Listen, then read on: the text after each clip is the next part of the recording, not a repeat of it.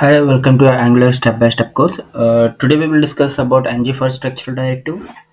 So before that, we have to clear understanding of the directives.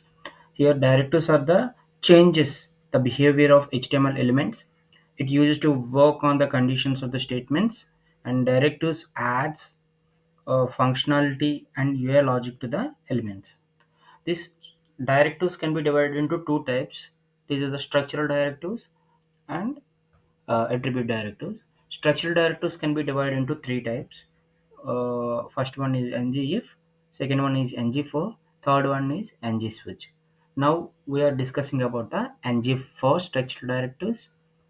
So NgFor directives allows you to iterate over a collection of and generating a HTML elements for each item in the collections. So I will explain a clear example with that. So here this is NgFor. I have taken div element in the div. I have taken some paragraph.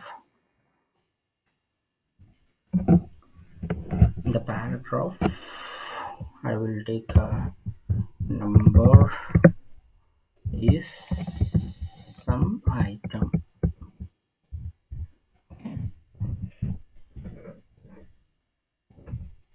Structural directive starts with asterisk. So NG4 F should be capital. NG4 we have to give some line let item. So why you have taken let it is item is an literate variable, right? So first of all we will take array of item array element into the item. After that, so here you can take an array. So okay, first here we have taken let item of array. In this array element should be stored into the item. This item we are iterating here, so you can see that output. Yes, number 1 3 5 7. So the array of element can be iterable by using NgFor. That is a concept of NgFor. So we can different use cases and different requirement. You can put a logic in that. So here we can provide some variable name also. Control X and ts file.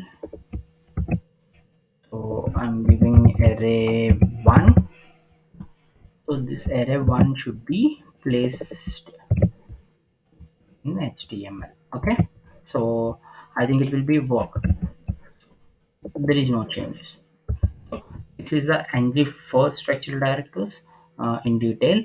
So thank you. I hope understand very well. Please subscribe my channel.